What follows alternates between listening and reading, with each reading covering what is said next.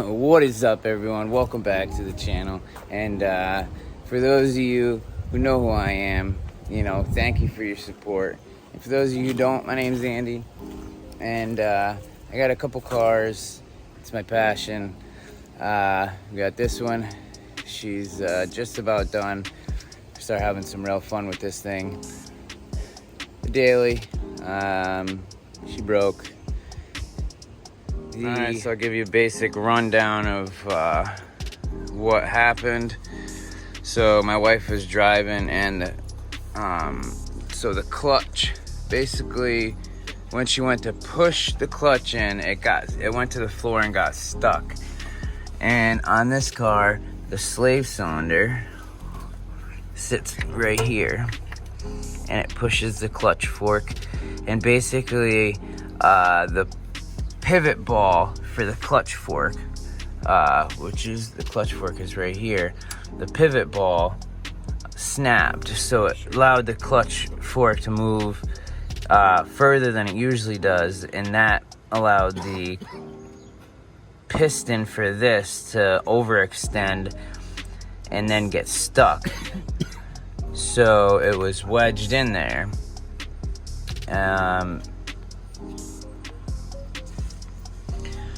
So when I came to the car, all I saw was this overextended and stuck. When I loosened the bolts, pulled this off, and I could see that the clutch fork was loose. And the boot is off, and if you look behind it, you see the pivot ball, which sheared off right at the threads. So now, just for an $11 bolt, I have to pull the entire transmission. I'm gonna have to drill out and tap new threads, unless I can just pull the bolt right out. Hopefully I have an easy out set. I can get the bolt right out and not have to tap it again. But if I do, I have the taps. So we're gonna get to it, and hopefully we don't run into any issues, because this whole thing just went in. So the only issue I'm gonna probably run into is getting the exhaust on and off. So let's get into it. Alright, so basically, to start, I disconnected the battery and the electrical harness. Up top, there's two connections right where the harness for the engine connects to the harness on the body, because there's a quick disconnect on this car. So after that, first thing I did was remove the headers and the section of the exhaust all the way back past the drive shaft. So to get that out, it's really simple. There's actually 6, 7, 8, 9 bolts. So there's 1, 2, 3 on each side of the header, so that's 6. There's a gasket in between the header and the head itself and the header. There's a gasket, so always be sure to be mindful of that. Don't lose it, and if it's in bad shape, replace it. So those three, 6, and then there's a bolt that goes up in this little, there's like a little hook. There's a bracket on the exhaust itself that you can't miss. And it bolts in right there. And then there's 2 of the springy bolts and a graphite gasket on the end, and it seals right there. So once the exhaust is off, I came under here yesterday and hit all the bolts with a bolt penetrant, a rust penetrant. And now I came under, and I'm gonna start breaking loose the tranny mount. So this is the mount This one is right underneath where the linkage is, so I shouldn't have to take that one out, depending on how I have to finagle the transmission out. So I got those 2 bolts out, and now I'm taking out this one, and also the 2 that attach it to the transmission. So that's 6 bolts, and this piece will drop down, and that'll expose this so I can disconnect the linkage. I'm gonna disconnect the linkage, and then all I have to worry about is the drive shaft and the axles, because the axles slide right into the transmission. So hopefully I don't have to unbolt them from the wheels and do anything with that. They should slide right out. So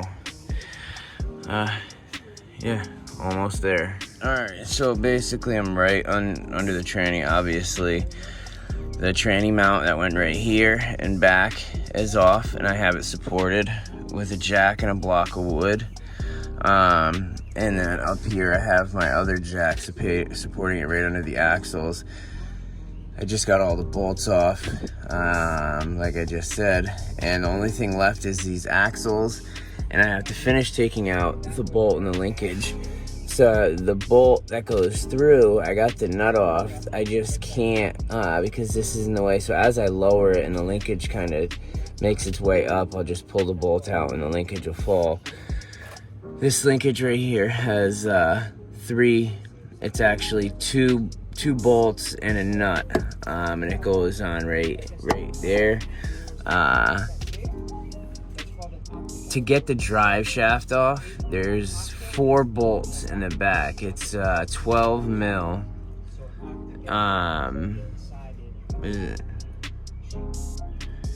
Yeah, there's 4 bolts in the back on it, and it's 12 mil.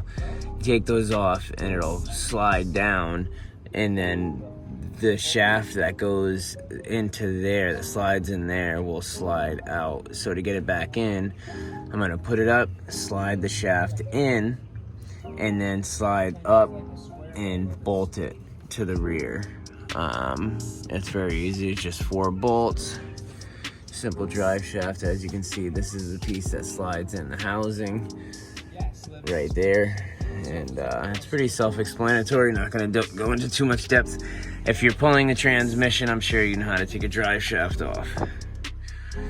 So now that all these bolts are free, the only thing holding this up is these 2 jacks and the spline, the transmission spline going into the actual engine. So I'm gonna pull it back, and then it's gonna fall, and I'll be able to bring it out.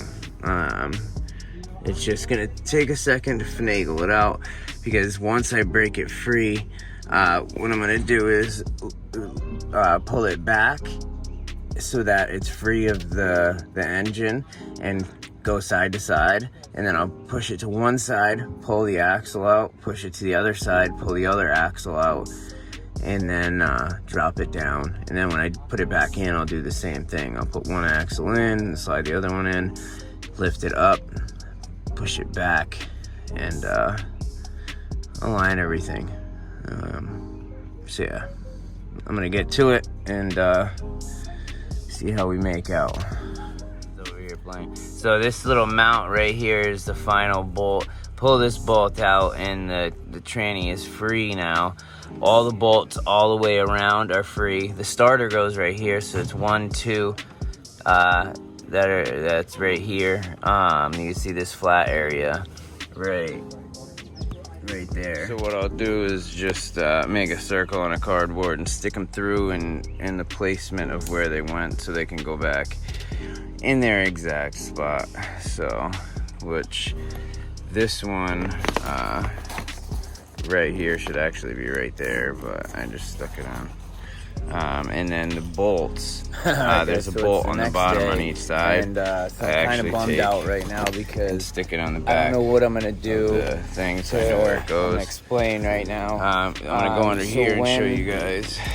I guess it's exactly all the rest of the stuff I had to do to get everything off. Try and explain it. All right, guys. So things have definitely got a little more difficult, but as you can see, step 1 done. We removed the threads and the piece that snapped out. We got the new one in, and it's ready to go.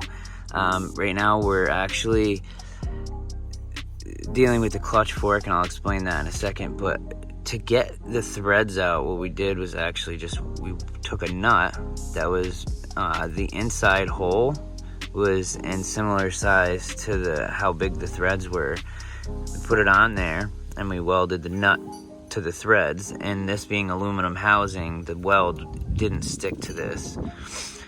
So then we let it cool because it's so hot immediately that it's expanded and likely will be a lot harder. So we used some WD-40 to cool it off, and the thing spun right out. Luckily this wasn't in there and seized up, because it could have been a lot worse, but we got a nice good weld on there and came right out.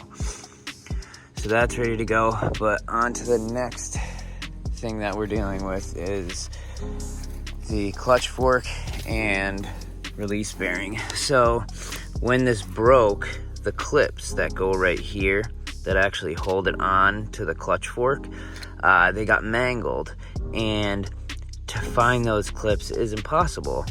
I mean, I'm sure I could order the bearing and the clutch fork and hope the clip comes with it, but I actually found some metal that is, I'm not sure exactly what it's for, some sort of clip, but the metal is perfect. Curtain hangers. Yeah, I thought it was something to do with clothes. So the shape is actually perfect, because one side for one to make the hook into the fork, and then it's just got to come up. So the fork sits here like this, so the clip has to come around this and then into that hole. So we're just making the clip, you know, doing some MacGyver type stuff here. As you can see, like, that's how we made it, because the this piece actually actuates back and forth like that, so it has to allow it to move. Alright guys, so just like any other thing you want to bench bleed, basically what I'm doing is before I even put any liquid in the hole right here, I'm gonna compress this with my palm. That's why I'm holding it like this, so I can squeeze it. You see it bubbling, it's because I'm squeezing it down. Now there's solid liquid, so then I release and pour as it sucks it down. Now if you look down in the hole right here, it's empty. It's almost all the way full, so I'm just gonna pour a little bit more in there and try and get all the air bubbles out, so then when I hold it upright and bring it over there, I can set it down, undo the other one and put this one on and shut it before too much air gets in there, and then I can pop the cap on the reservoir and then crack the bleeder and just not touch anything and just let it gravity bleed, and you just let it drip into a cup or something until there's no air in there. Just look for air bubbles. If you see no air, you should be good. Alright, so basically what's gonna happen here is I got this full. You can see the liquid in there. What I'm gonna do is just take this out and as fast as I can get this connection into here so the least amount of air gets in there, because hydraulic fluid doesn't compress, air will compress. That's why when you get air in your brake lines, the brake pedal doesn't work right. So, alright, so basically everything's all done. I just gotta get the exhaust hooked up now. I got the wiring hooked up, all the bolts are in, drive shaft is on, axles are in, and yeah, we're about ready to go. Just I mean, the car will start and move right now. It's just it has no exhaust on it. Bleeding out the clutch because we changed the slave cylinder, and I just have the tranny mount to put in. As you can see, slave cylinder right here, new in there. I got a little bit of a clutch pedal, so everything seems to be working fine. Yeah, we're just tightening up some bolts. Gonna get this tranny mount in, get the exhaust back in, and we gotta fill up the tranny with gear oil, and we're good to go. Alright, so I just got done. So right here, this is the tranny brace. There's one that goes across right there by the drive shaft. Here's the rubber mount for the tranny, and then I'm about to put the 2 bolts in right there. But besides that, we got the axles in. As you can see, they just you gotta kind of wiggle them back and forth. There's a clip that's a little bit bigger than the opening that you kind of have to pop through at one point, and once it does, it slides right in. You just got to make sure it's straight. Starter's in, all the bolts are tight all around. I know it's kind of hard to see back here, but I just got the drive shaft in. Now this is a 2-piece drive shaft, so it's 1 piece, then a knuckle in the middle where it can actually bend. See right there, that's the knuckle, and it's got, you know, grease all over it from my hands. But 2 bolts right there, and there's 4 bolts that hold it into the rear end.